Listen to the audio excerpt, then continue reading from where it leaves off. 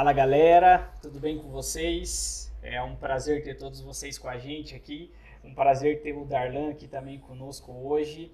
E a gente vai ter um bate-papo aí sobre alguns assuntos, né? Dentre eles a oração. E é um privilégio ter o Darlan aqui. Conheci ele já faz alguns anos. Minha família ama a família dele, já esteve conosco aí. Lembro quando no início do casamento eu e a Thali, lá ele esteve na nossa casa, a gente teve um tempo incrível assim, morava na outra casinha lá ainda e a gente pôde receber de Deus palavras vindo da vida dele, então é um privilégio aqui. Para você que é da nossa igreja, né? Também teve já o prazer de ver ele ministrando conosco. Então hoje se prepara aí que vai pegar fogo aí, hein? Já se conecta, manda aí pra galera aí, já compartilha com eles. Se você ainda não é inscrito no canal, já se inscreve, deixe seu like aí nesse vídeo de hoje pro YouTube entender aí que é relevante e também divulgar com mais e mais pessoas aí. Amém? Então, para a gente dar início, eu vou orar aqui e aí eu já quero passar pro Darlan aí, que a expectativa tá mil aí para a gente ouvir o que Deus tem para falar hoje aí. Pai, muito obrigado. Obrigado por esse momento. Obrigado por essa oportunidade de ter o Darlan ministrando conosco, compartilhando nesse bate-papo. Senhor, obrigado por conhecer pessoas que amam ao Senhor, que têm um coração disponível a servir ao Senhor e que têm investido a sua vida, Senhor, para ensinar a nossa geração, para nos conectar ainda mais contigo e nos trazer princípios e fazer a gente enxergar, Senhor, da forma que o Senhor enxerga, Senhor. Então, muito obrigado. Abençoa cada um dos que estão conectados conosco aí, que estarão assistindo esse tempo de live, em nome de Jesus. Amém. Amém, Jesus. Então, meu amigo Darlan, já quero passar para você, cara, e a primeira pergunta de hoje, na verdade, eu quero, antes de tudo, que você se apresente, que você fale um pouco aí de você aí para cada um de nós aí. Maravilha. Fala aí, galera, beleza? Bom, para quem não me conhece, eu sou o Darlan Oliveira, sou natural de Minas Gerais, mas resido na cidade de Curitiba, hoje de forma espetacular, né? Falo com vocês aqui da cidade de Porto Alegre. Passei final de semana aqui ministrando em algumas igrejas do Evangelho Quadrangular, né? O pastor Kiko Ferreira, o pastor Jean Ferreira, irmãos de jornada que Deus nos proporcionou. Estive ministrando em um retiro, então hoje de forma excepcional, não estando em Curitiba, mas aqui na cidade de Porto Alegre, estou aqui para compartilhar com vocês um pouco, né? Então, resido na cidade de Curitiba, sou pastor da Missão Mobilização, da MOB, a nossa igreja é no Rebouças, né, na rua Lamenha Lins, 987. E para mim sempre é um prazer, Eliezer, estar com você, poder dividir a vida de Deus com você, somar com essa galera aí que Deus tem acrescentado a você, né, influenciar sobre o amor de Jesus, sobre a missão. Então, esse é um pouquinho de quem vos fala nessa live. Eu sou o Darlan Oliveira e é um prazer estar com vocês. Amém, mano, amém. Deus abençoe, cara. É um privilégio pra gente também. E eu queria que você começasse falando como que foi sua conversão, Darlan? Como que você conheceu a Jesus? Uau! Bom, minha conversão foi algo sinistro, literalmente. Eu não venho de um berço protestante, de um berço evangélico, né? Mas os meus avós paternos se converteram um pouco mais velho e foram para uma igreja, né? Para uma igreja cristã, para uma igreja evangélica. E depois de 3 anos de falecimento do meu avô, eu comecei a ter contato com irmãos dessa igreja. Como eu falei com vocês na minha apresentação, sou natural de Minas Gerais, minha cidade natal chama-se Barão de Cocais. E a minha experiência com Jesus foi em uma igreja metodista. Eu me converti no dia 19 de julho de 1997. Oh, É tão, mar... é tão marcante falar sobre a conversão porque é o momento que Jesus nos encontra.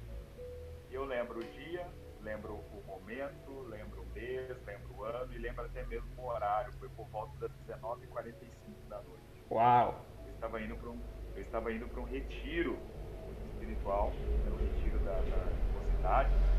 Eu sou cringe, né? Então eu falo mocidade. Então era um retiro da mocidade e eu não era cristão, eu tinha 15 anos, eu estava indo nesse retiro e no meio da estrada nós estávamos indo de bicicleta, eu e mais três irmãos, eu vi dois vagalumes azuis que estavam indo na nossa frente, eu falei assim pro meu amigo, falei, Ricardo, que legal, tem dois vagalumes azuis na nossa frente. Aí ele virou, ele já cristão, ele virou e falou assim, Deus poderia fazer conosco como ele fez com a história da girafa. E aí eu perguntei, que viagem é essa? Que história de girafa é essa? Daí ele falou, mano, a história da girafa é o seguinte, o filhote, a girafa filhote, perdeu-se da mãe da floresta e Deus fez um caminho de vagalumes e fez as duas encontrarem. E a estrada já estava ficando escura, a gente meio que ainda distante do sítio onde seria o retiro. E aí foi muito legal, porque naquele momento nós fizemos uma curva para a direita e eu nunca vi tanto vagalume na minha vida. E, bom, você que está me ouvindo, mano, vagalume é verde. E os vagalumes que eu via naquele momento eram azuis. Uau! E pareciam faixas de neon de um lado e do outro dessa estrada brilhando. E aqueles dois benditos vagalumes que eu tinha visto minutos antes estavam na nossa frente nos guiando. E esse meu amigo começou a chorar e glorificar a Deus, e eu, sem saber como fazer isso, ele me dava uns tapas assim com muita força. Ele dizia, mano, agradece a Deus, cara, glorifica a Deus, Deus tá aqui. E eu, tipo, da minha forma de falar com Deus, eu só dizia, valeu, Deus, obrigado, tamo junto, né? E eu sei que de repente eu perdi todas as forças da minha perna e eu meio que ajoelhei, me prostrei assim naquela estrada de terra e eu comecei a chorar. Naquele exato momento eu senti a graça e o amor de Deus pela minha vida. Uau! E desde então eu nunca mais abandonei a fé, desde então eu nunca mais abandonei esse Jesus. Desde então eu me comprometi em ser discípulo dele. Então, essa foi a minha experiência de conversão. Jesus se revelou a mim como um cuidador, como um zelador, como alguém que realmente estava iluminando todo o caminho da minha vida, toda a minha jornada. Essa foi a minha experiência de conversão. Isso marcou muito a minha vida. Por isso eu lembro do dia, do momento específico, do horário, porque foi algo sobrenatural. Uau! Que, igual você falou, sinistro mesmo. Que experiência. E Darlan, deixa eu te falar, cara. A próxima pergunta é justamente, cara, sobre uma experiência que marcou a sua vida com Jesus, né? E você compartilhou já o início dessa caminhada, né? E já é muito marcante. E eu queria, cara, que você falasse pra gente o que é ser discípulo de Jesus e uma experiência que você teve sendo discípulo dele. Uau! Tá com umas perguntas boas aí, meu amigo. Poxa, ainda bem que a gente tem tempo para a gente conversar. Vamos lá, vamos tornar Opa! isso dinâmico. Tudo na minha vida sempre foi muito, muito excepcional e ao mesmo tempo sempre muito intenso. Excepcional no sentido de eu ser o primeiro da minha Uhum. família, como eu falei, eu não vim de um lar cristão.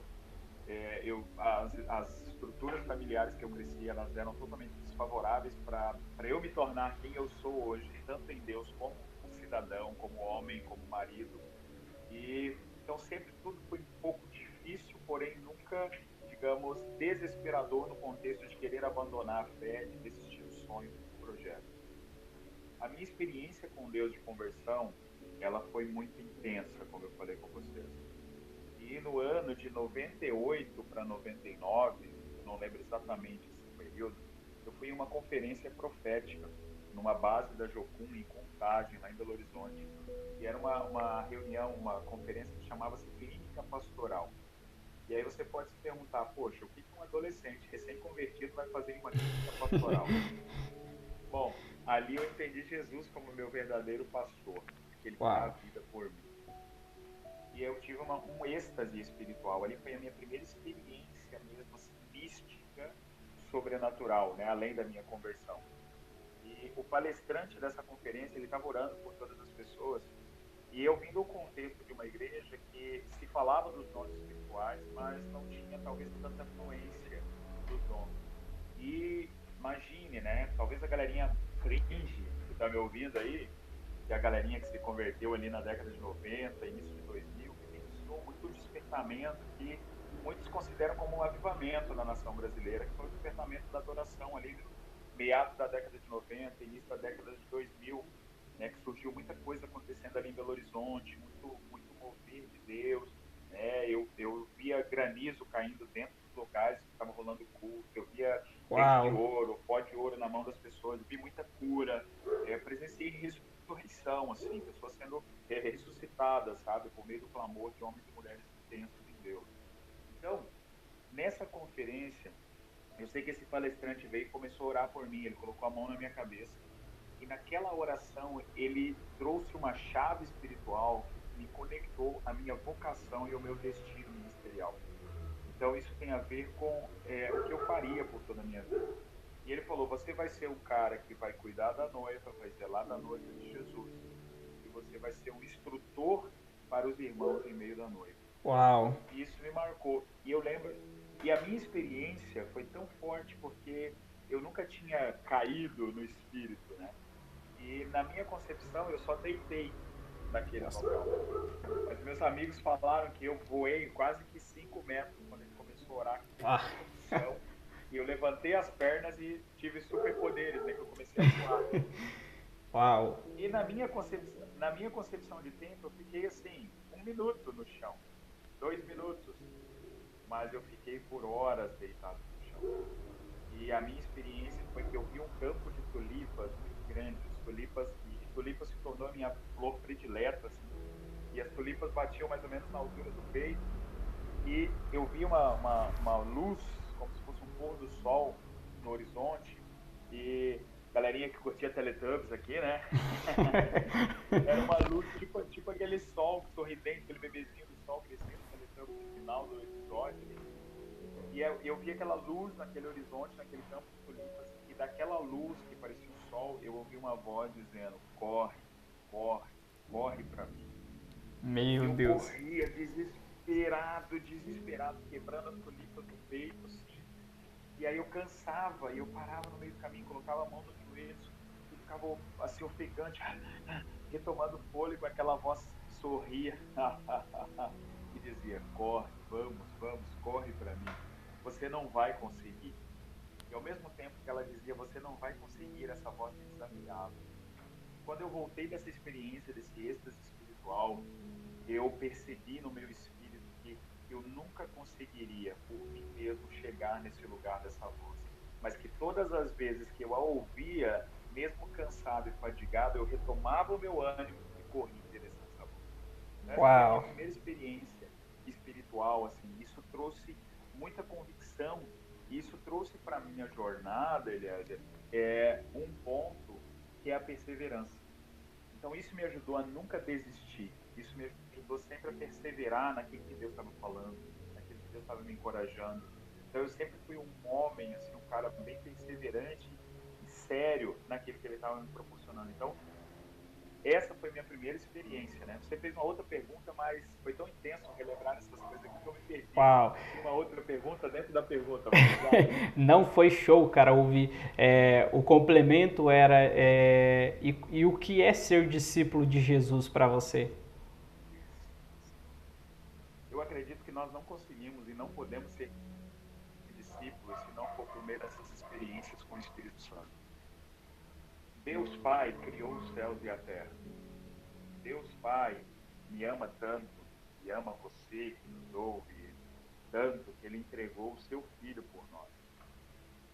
E ao mesmo tempo que o seu Filho demonstrou amor por mim e por você, Ele também nos dá a pessoa do Espírito Santo.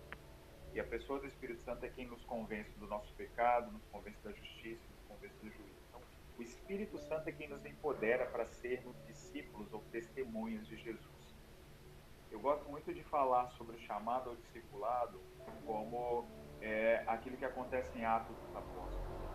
Jesus conviveu por 3 anos com seus discípulos. E nesses 3 anos, ele ensinou muitas coisas, ele pregou o evangelho para os discípulos, mas a orientação clara de Jesus em Mateus 28 era para que os discípulos fossem por todo mundo, pregassem o evangelho, batizassem em nome do Pai, do Filho e do Espírito Santo. Mas Jesus é quem daria poder e autoridade para que nós pudéssemos fazer isso. E qual que é a base desse poder e dessa autoridade? É o que ele vai escrever e vai nos narrar, as escrituras vão nos narrar, em Atos capítulo 1.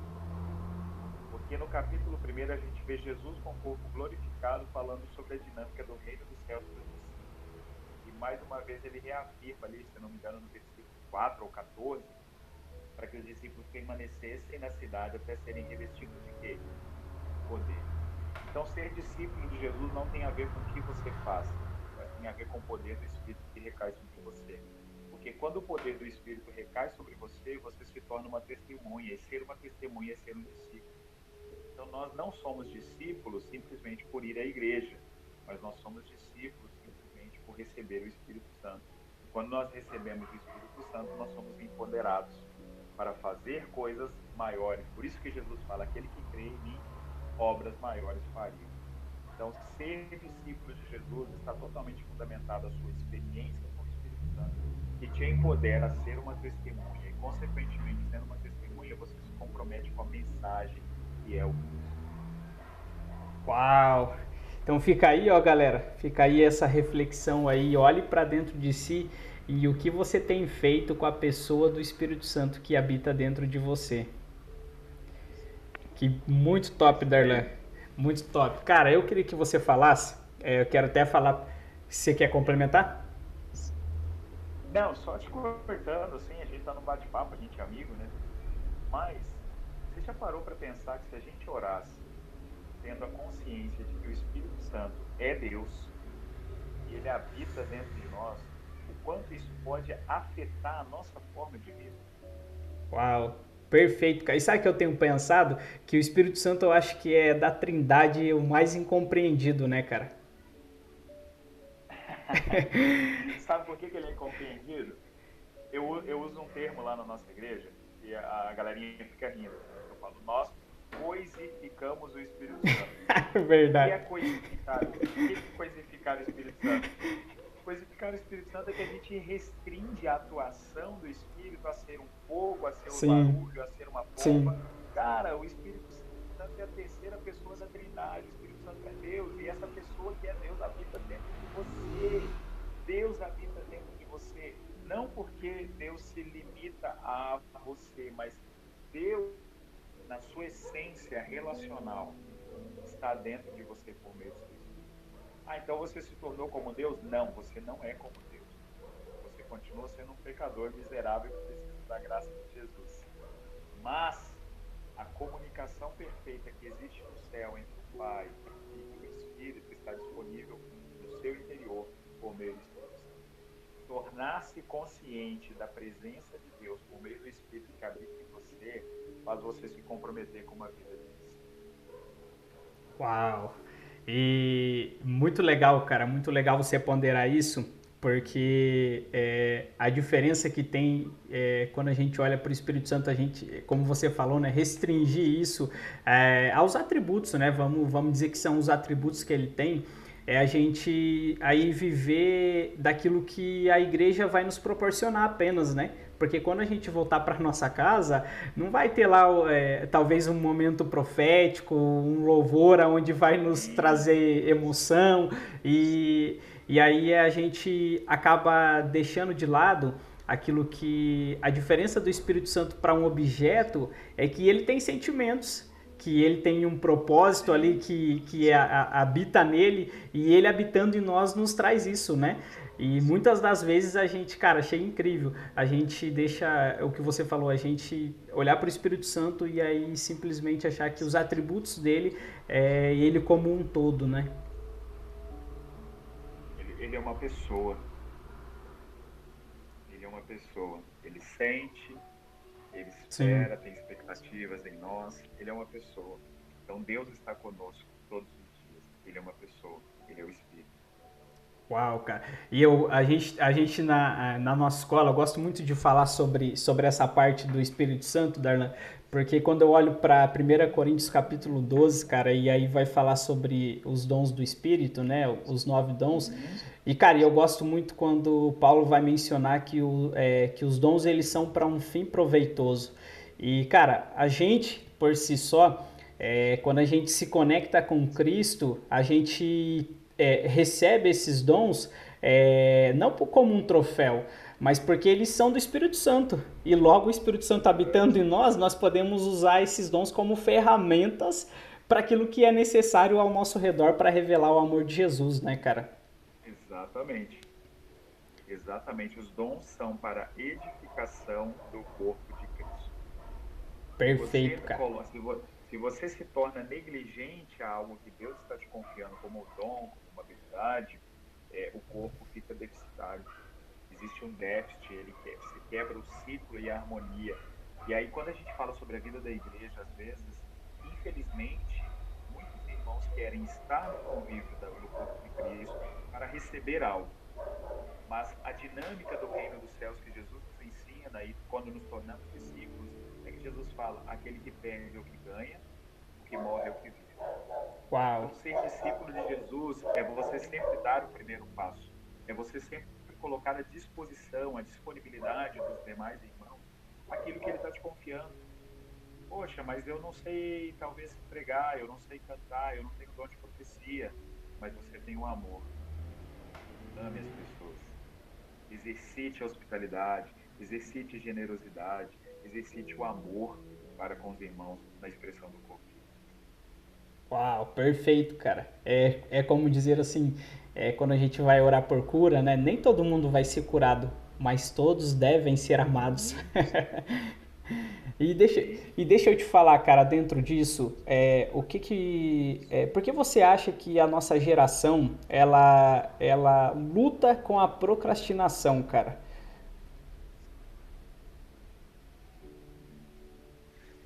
Eu acho que não é só um problema da nossa geração, viu? Eu acho que a, a procrastinação ela já é um problema desde o pecado original, né? Desde a queda de Adão e Eva existe a procrastinação no mundo. Mas Santo Agostinho vai falar um negócio muito interessante, né? Que ele fala que a ordem dos nossos amores interiores está invertida. Uau. E por que que eu estou parafraseando Santo Agostinho, né? Esses dias eu dando uma aula, aliás, aí eu citei Santo Agostinho, aí um aluno do seminário falou assim: peraí, o senhor é católico? Aí, aí eu falei com ele, se for no sentido literal da palavra, que tem a ver com ser universal, sim, mas romano eu não sou. Então, porque eu comecei a citar muito Santo Agostinho nas aulas, ele falou, Uhum. peraí, você é católico? Então, Santo Agostinho vai nos falar que a ordem dos nossos amores ela está invertida. O que ele quer dizer com isso? Ele quer dizer que nós não amamos a Deus em primeiro lugar. Nós amamos, às vezes, a nós mesmos. Né? Então, quando a ordem dos amores está invertida, você acaba tornando outras coisas prioridades. Então, talvez não seja o problema da procrastinação, mas seja o problema de amores invertidos. Porque quando Jesus fala para nós a respeito dos mandamentos, ele fala que o primeiro e o grande mandamento qual é? Amar a Deus sobre todas as coisas. E depois o seu próximo como a ti mesmo. Porém, depois Jesus nos fala em Mateus capítulo 6, a partir do verso 31 em diante, até o 33, que ele fala assim: busque o reino em primeiro lugar e a minha justiça, e as demais coisas serão acrescentadas. Então você consegue perceber que o primeiro mandamento, dentro da perspectiva do Antigo Testamento, é não terás outros deuses. Então, se você não tem outros deuses, o seu amor ele é principal, primordial a Deus. Ele é único ao Senhor. Você busca o reino em primeiro lugar. E a partir desse lugar de ordem, a sua família, seu casamento, seu trabalho, sua faculdade, seu relacionamento na igreja, não é que eles se tornam secundários, mas a ordem que Deus traz primeiramente ao seu interior faz com que você se doe a tudo isso. Então você consegue administrar o seu você consegue administrar o seu bem, não no sentido de bens materiais, mas você consegue administrar bem o seu tempo, porque ele é o seu maior bem. Tempo é vida. Eu aprendi isso com meu pastor, né, o Anderson Bonfim. Tempo não é dinheiro. O mundo diz que tempo é dinheiro, mas na perspectiva cristã, o tempo é vida. Aquilo que você perde tempo, você está perdendo vida. Se você não tem tempo para o seu casamento, você vai procrastinar a prioridade do seu relacionamento com a sua esposa, você perde a vida, você perde a seiva da sua relação. Se você perde tempo em não priorizar a sua relação com Deus, você está perdendo a seiva, o prazer de estar com Deus, a sua relação e o seu compromisso com a igreja local. Então, falar um dos maiores problemas não só da nossa geração, mas da humanidade a respeito da procrastinação são as inversões de valores dentro de nós. E aí, pensa comigo, meu amigo, Quantos adolescentes, jovens, passam 8, 10, 12 horas por dia estudando para passar no Enem? Porque desejam fazer isso. Então, isso é precioso? Isso tem virtude? Claro que tem. Mas, às vezes, isso pode revelar uma desordem no seu interior. Porque você não consegue nem mesmo passar uma hora sequer em vigilância com Jesus. Foi o Uau. que aconteceu no Getsemane. Uhum. Então você está percebendo que a procrastinação ela é algo que acontece, mas ela nada mais é do que o reflexo da desordem na nossa gestão de tempo. E às vezes Deus não está te pedindo 12 horas de oração, Ele está te pedindo 5 minutos do seu dia, mas são 5 minutos onde você vai ser inteiro naquilo. Se eu prometer fidelidade à minha esposa por 365 dias do ano, mas um único dia, eu sair com outra mulher, eu sou o marido fiel? Não sou. Então, às vezes, Jesus nos pede só a integralidade de um momento. Ele não está nos pedindo o venha de forma total, no sentido, tenha 24 horas para mim. Ele está te pedindo 5 minutos. E a partir desses 5 minutos, você vai ganhando tempo. E a ordem dos amores no seu interior, ela vai sendo organizada, ela vai sendo estruturada. E a partir dessa ordem, você busca o reino em primeiro lugar. Então, uma das coisas que eu tenho como dica para a nossa geração, para vencer a procrastinação, é procure pessoas maduras em fé para te ajudar a reordenar as ordens dos seus amores interiores. Uau. É, eu falei que ia pegar fogo, ia pegar fogo hoje aí. Isso faz sentido? Ô, louco. Isso faz Total sentido para sentido, você? cara. Total sentido, total. É, a gente poderia então afirmar que a grande verdade não é nem a procrastinação em si, mas é que dentro de nós está tudo invertido, então, né? Sim. A procrastinação nada mais é do que reflexo do pecado da humanidade. Sim. Pensa, olha só, galerinha, tá me ouvindo? Ó, construa na sua mente esse pensamento. Quando Deus cria todas as coisas, ele planta um jardim, certo? E aí nesse jardim ele coloca uma árvore. E aí nessa árvore ele fala para o homem assim, ó, coma livremente de tudo, mas dessa árvore que você não vai comer. O dia que você comer, você vai morrer. Beleza? Beleza. Aí, será que Deus não sabia que Adão poderia comer da árvore do conhecimento do bem e do mal? Cara, Deus é Deus, ele sabia. Deus sabia. Deus nem colocou cerca em volta da árvore para proibir comer. Ele só falou, não come. Sim. Só que daí quando Deus chega, né, na viração do dia ali para trocar aquela ideia, ter um tete a tete com Adão, será que Deus não sabia que Adão tinha pecado? Ao ponto de Adão precisar esconder de Deus? Quando nós pecamos, a ordem dos amores do nosso interior é invertida. Por isso que eu estou usando e parafraseando muito Santo Agostinho. E aí Deus fala para Adão, Adão, você comeu do fruto da árvore que eu falei que não era para comer? Peraí, cara, Deus é Deus, mano, ele Sim. sabia. Aí a procrastinação, a ordem dos amores invertidos, que cada um faz? A mulher que o Senhor me deu. Mulher, tu comeu? A serpente.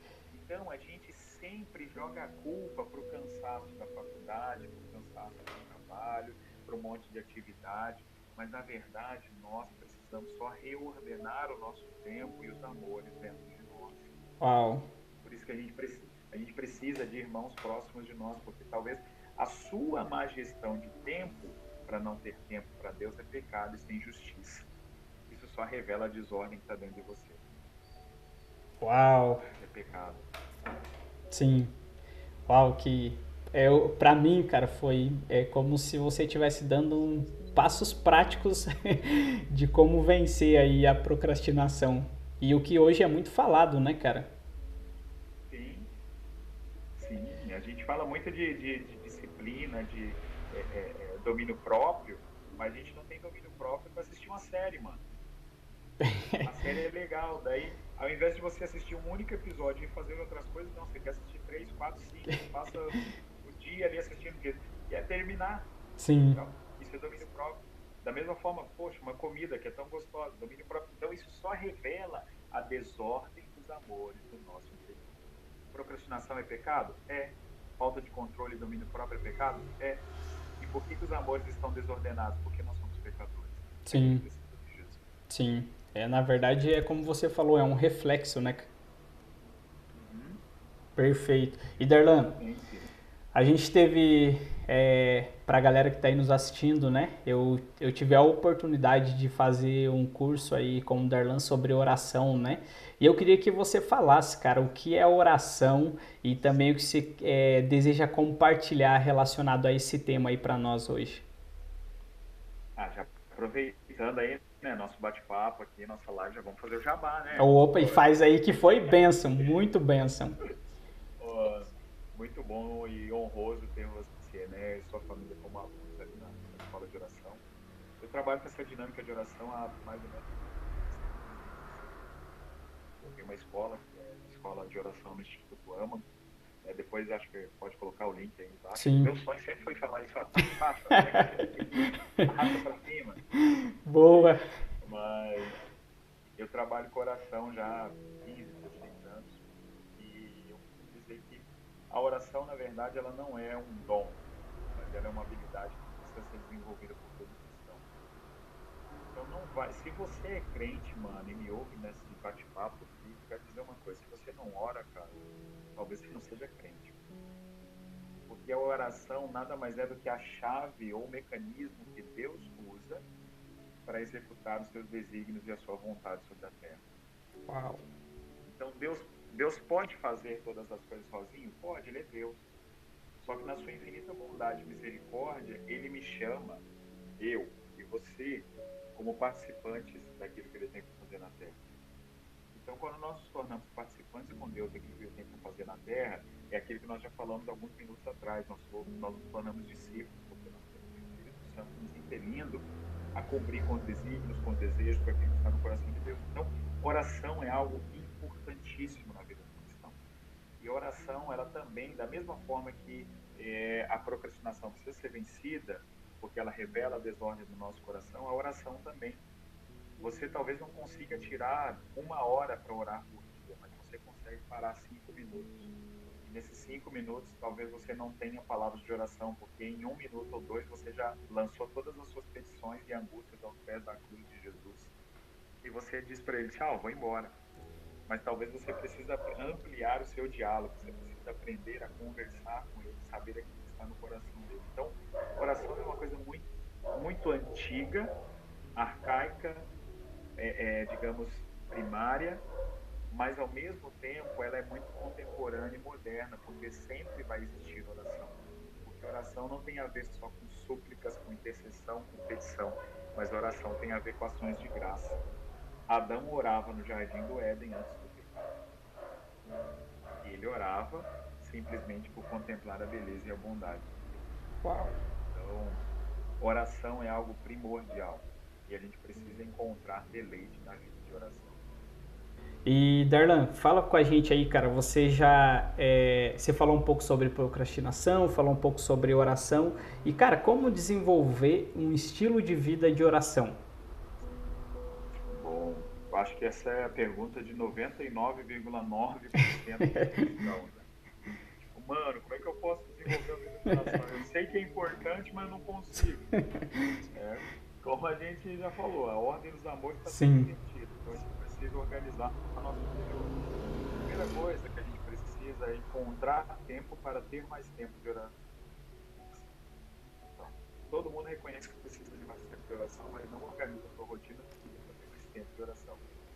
Deus não está procurando desempenho, ele busca integralidade, ele busca doação, ele busca você ser inteiro naquele momento. Então, talvez 5 minutos de oração no seu dia vão ser muito mais produtivos e verdadeiros do que 12 horas de oração. Então, a gente precisa entender isso.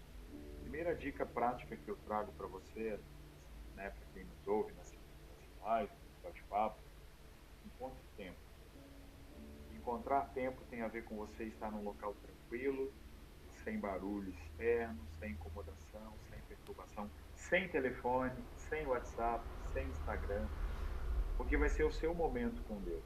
Então, assim, tem a Bíblia e talvez alguma música bem calminha para acalmar a sua alma. E mesmo que você não tenha nada para falar para Deus, se cale diante dele, fica quietinho. Permita sua mente construir assim a figura de Jesus, quem ele é, como ele andava na terra, o que ele fazia. Pense, construa na sua mente episódios como Jesus multiplicando os pães e os peixes, lá em João capítulo 6. Isso te ajuda muito, e daí começa a te encher de gratidão, você começa a orar por essas coisas. Segunda dica prática que eu trago, produzir, ou ter uma vida de oração, tem a ver com a nossa responsabilidade como cristão. Quando Jesus ensina sobre oração em Mateus capítulo 6, ele fala sobre isso. E quando orares, entra no teu quarto, fecha a porta, ora ao teu Deus em secreto, e ele em secreto te recompensará. É entender que muitas coisas que nós oramos só vão ser materializadas e acontecer de acordo com a vontade de Deus, e não no momento instantâneo a partir da nossa oração. Eu sei que vocês têm feito muita intervenção, né, Eliane, com orar por cura nas ruas e tudo mais. Uhum. E às vezes é meio que decepcionante a gente orar por alguém e a pessoa não ser curada. E a gente pergunta, o que eu faço agora? Vou embora, oro mais, faltou fé? É você entender que a sua oração não chegou diante de Deus. E se não houve uma cura naquele momento, em algum momento Deus vai intervir na vida daquela pessoa. Você se expôs, você falou. Então isso é uma dica prática. Sempre se exponha sabendo que a recompensa pode ser secreta. E a terceira dica prática que eu dou para a vida de oração é: tenha sempre um caderno de anotação e escreva o que Deus está te falando. Porque se você está num lugar calmo para orar, se você se expõe num lugar de intimidade com Deus, que é o lugar da oração, você precisa também dar o devido valor àquilo que Ele te fala no lugar de oração. Por isso que não confie na sua mente, mas escreva aquilo que Ele está te falando. Então essas três coisas, elas nos ajudam muito a ampliar um terreno, que eu gosto de chamar de terreno ou solo espiritual da oração. Ninguém aqui vai se tornar um gigante ou um guerreiro da oração, orando 12 horas por dia, 6 horas por dia, 8 horas por dia, se não começar com 5 minutos por dia. 5 minutos. 5 minutos que você vai desligar o telefone, 5 minutos que você vai sair do WhatsApp, 5 minutos que você vai se desconectar de todo e qualquer barulho externo, para que você possa abrir espaço para Deus te falar algo. E quando Ele falar, você precisa estar preparado. Por isso do caderninho. Uau! Aí, galera, passos práticos para você fazer e uma dica, começa agora. Termina aí esse nosso bate-papo e você já coloca em prática tudo o que foi falado aqui. Darlan, a gente está se encaminhando para o nosso encerramento do nosso bate-papo, cara. E meu coração já tá pegando fogo aqui com tudo, tudo que você tá falando, cara. E a gente tem recebido muitas coisas, cara, muitas perguntas, a galera falando assim, cara, mas por que eu fui chamado? Por que eu existo? Cara, eu sei o porquê eu fui chamado, mas eu sei que eu não estou vivendo isso. Como que nessa perspectiva, cada um dos que estão nos assistindo aí pode entender primeiro o que é chamado e depois como viver esse chamado na sua vida? Então, a gente precisa pensar sobre chamado e vocação, são duas coisas distintas, mas que caminham juntas. Chamado tem a ver com uma voz, tem a ver com aquilo que me chama para o lugar da minha originalidade, da minha existência, o propósito da minha vida, o propósito da minha existência.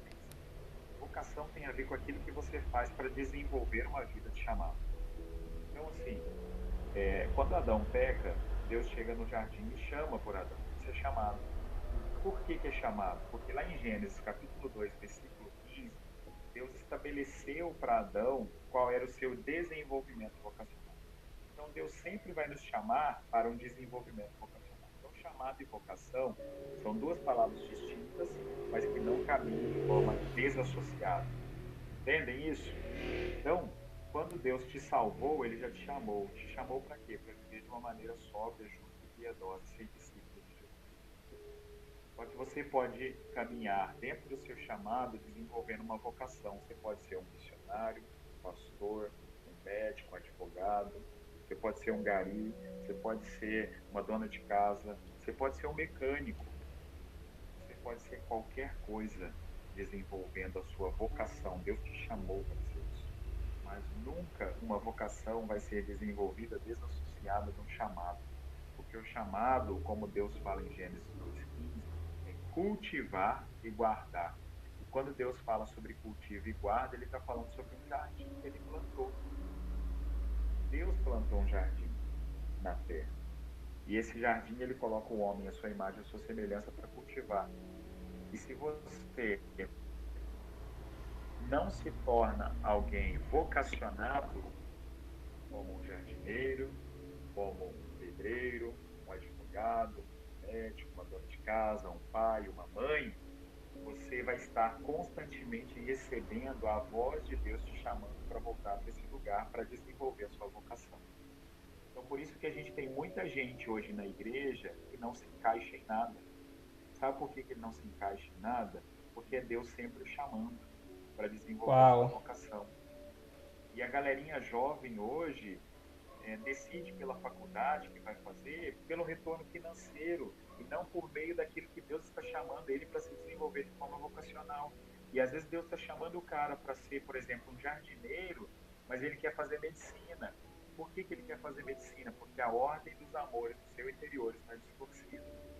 Então ele vai ser talvez um bom médico. Sim, ele pode ser um bom médico, mas um médico que todos os dias da sua vida vai ter um vazio no seu interior, porque esse vazio vai ecoar a voz do Senhor chamando para voltar para o lugar de cultivo e de guarda.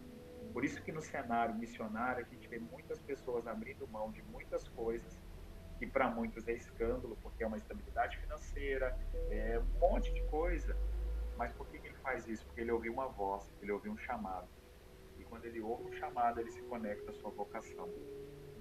E talvez Uau. aquilo que ele está fazendo por toda a sua vida não tenha a ver com a sua vocação.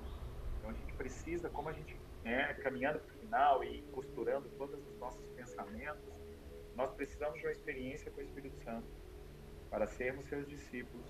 Sendo seus discípulos, temos as ordens dos nossos amores do nosso interior sendo mudada. Tendo a ordem dos amores do nosso interior sendo mudada, nós abandonamos a procrastinação, uma vida de pecado, buscamos orientação diária por meio da oração, porque a oração é o mecanismo que Deus usa para nos tornarmos participantes do que Ele tem para fazer na terra. E, consequentemente, seremos homens e mulheres que sempre ouvem o chamado, todos os dias, desenvolvendo a nossa vocação. Uau. Meu pai amado, isso é muito rico. é, é muito bom, cara, muito bom. Fiquei muito feliz em você falar sobre isso. E galera, você que tá aí vendo, cara, se você em algum momento você está, cara, será que estou vendo meu chamado? Se perguntando sobre isso, cara, ouça o que o Darlan falou, cara. Ouça, será que você não está vivendo não mediante ao que Deus tem te falado e mediante apenas ao que você acha que tem que ser vivido? Então, cara, e isso, né, Darlan, volta a gente ter uma vida de oração. A gente ouvir o que Deus quer para nossa vida. Exatamente. Uau. E eu pergunto, você sabe o que Deus quer de você? Talvez esse seja o maior dilema da nossa geração. Uau. Mas se torna, preste atenção, galera, isso é uma chave para você nessa noite, nessa manhã ou nessa tarde, sei lá que momento você vai estar assistindo isso aqui. Mas preste bastante atenção. Se você mudar a ótica da sua oração, ao invés de perguntar, Deus, o que o Senhor tem para mim? Você orar e falar assim, Deus, o que o Senhor está fazendo? A sua vida de oração se torna mais fácil. Porque se você entender o que Ele está fazendo, o seu engajamento naquilo que Ele está fazendo é muito mais fácil do que você tentar compreender uma vontade única, exclusiva e particular para você. Então entenda o que Deus está fazendo. Porque se você entender o que Deus está fazendo, você se submete, você fica debaixo disso. Então se torna muito mais fácil a sua área de atuação, estando debaixo da nuvem da glória de Deus. Uau. É como dizer, não trabalhar para Deus, mas trabalhar com Ele, né? É ser parceiro do que Ele está fazendo. E, eu sempre falo assim, Darlan, com Deus, eu falo, Deus, não me deixa de fora do que o Senhor está fazendo na minha cidade, na minha igreja, no meu país, não deixa eu de fora disso, não. Uau, Darlan. E, cara, muito obrigado por tudo que você compartilhou aí, cara. Muito rico mesmo tudo que você falou. Obrigado. E para quem te conhece, né? Você já esteve com a gente aqui na nossa igreja, mas tem várias outras igrejas aí acompanhando outras pessoas. Para quem conhece o Darlan, sabe o quanto ele tem ainda, né? Para agregar, para compartilhar. E cara, eu queria então que você compartilhasse com a gente aí quais os projetos que hoje você está envolvido, o que você tem feito, onde você está conectado aí, né? Para quem também não te conhece e para quem já te conhece também está ouvindo aí você sobre isso. Amém. Bom, eu sou, como eu já falei, me apresentei, eu sou um pastor da MOP, da Missão Mobilização da cidade de Curitiba, então esse é meu carro-chefe, né? Eu sou pastor local. Eu tenho um Instituto de Espiritualidade Inteligente, que é o Instituto Amo. Eu sou o fundador desse instituto. Esse instituto começou porque eu trabalhei em muitas escolas de missão, né, pelo Brasil, seminários teológicos, e eu me deparei com o retorno dos alunos para as suas igrejas, para as suas comunidades locais, e como isso era dificultoso para eles em continuar desenvolvendo uma dinâmica de vida espiritual no cenário de uma grande cidade, um centro urbano. Então, Deus me trouxe essa palavra, me trouxe esse entendimento de produzir e construir uma espiritualidade inteligente. Então, sou fundador desse instituto. Eu tenho uma parceria também com a Escola de Missões aqui da Igreja do Evangelho Quadrangular, no Rio Grande do Sul, né? Por isso que eu estou aqui nesse momento, desse pastor no Rio. Né? Sou um encorajador aí, um conselheiro, né? do Eliezer e do Jesus Express.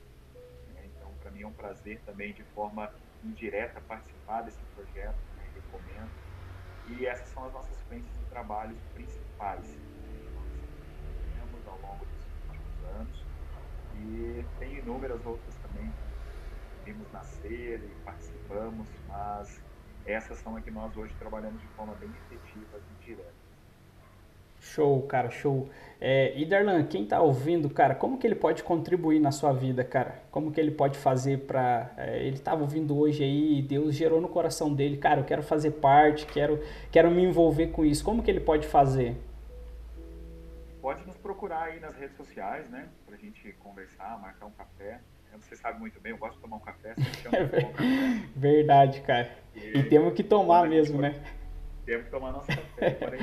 Quando a gente propõe a mesa revela o coração. Então, nada melhor do que você sentar à mesa com a pessoa, para Uau. conhecer de verdade. Então, pode me procurar, né? Você que faz parte aí do Jesus Express com o Eliezer, pode pegar meu WhatsApp pessoal com ele, tá? A gente conversa. Mas pode me seguir também nas redes sociais, né? Meu Facebook é Darlan Oliveira, meu Instagram é Darlan Oliveira 1. Então, estou sempre à disposição aí para a gente conversar um pouco mais. Pode seguir também as redes sociais do Instituto Âmago, né? Que é Âmago Espiritualidade, o nosso Instagram. Então, a gente tem muita informação dos nossos projetos, daquilo que a gente está fazendo, daquilo que a gente está produzindo. E, tendo interesse também, nos procure, né, para uma conversa mais pessoal também. Estamos abertos a estar na sua igreja para pregar, para expulsar demônio, para curar enfermo, para evangelizar, isso aí. Amém, cara, amém. E tudo isso, todas essas informações aí, galera, vai estar aí na descrição do vídeo aí, as redes sociais do Darlan, tudo que ele compartilhou aí com a gente. E, cara, se conecta que vai ser muito bênção você se conectar aí com o Darlan, fazer parte também de tudo aquilo que Deus tem feito a partir da vida dele, da família dele aí, e tudo que ele tem servido aí, né? E muito obrigado, Darlan, por esse tempo incrível. A gente vai encerrar e eu queria que você orasse para a gente finalizar esse tempo aí, pode ser? Amém. Vamos junto. Você que está aí assistindo, saia desse ambiente virtual, permita com que a vida de Deus produza algo glorioso e grandioso em você nesse momento. Feche seus olhos, vamos orar. Pai, nós rendemos graça ao Senhor, bendizemos ao Senhor por esse encontro virtual, por essa live, por essa transmissão, e pedimos para que o Teu Santo Espírito possa encontrar repouso e que todas as palavras que foram ministradas, compartilhadas, divididas nesse bate-papo aqui, sejam palavras que produzam frutos dignos de arrependimento no coração.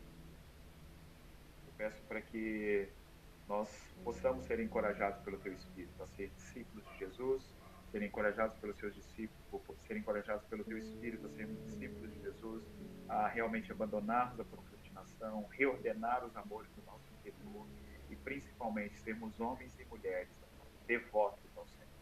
Homens e mulheres que têm uma vida de devoção, de prática de oração, que olham para o Senhor e aprendem do Senhor, como Jesus, o nosso irmão mais velho, nos ensinou. Quando Jesus fala no Evangelho de João, que a comida e a bebida dele consistiam em fazer a vontade do Pai. A minha oração nessa transmissão, nesse encontro, nesse bate-papo, é para que a luz da face de Jesus brilhe no coração de cada um daqueles que nos ouvem nessa transmissão. E isso possa o posicionar como discípulo, como testemunha, como um homem e uma mulher cheio do teu Espírito, que ouvem o chamado e desenvolvem a sua vocação. Oramos e abençoamos cada um dos nossos ouvintes em nome de Jesus. Amém, Jesus. Galera, Deus abençoe você que esteve com a gente. Darlan, muito obrigado mais uma vez. Tempo incrível, um tempo muito, muito rico mesmo. E galera, já compartilha aí com quem não pôde estar com a gente hoje aí, compartilha com a sua galera da igreja, nos seus grupos, com certeza vai ser bênção demais para quem poder assistir esse tempo aí conosco. Então Deus abençoe a todos vocês e muito obrigado por você que esteve aí conosco aí até o final. Amém?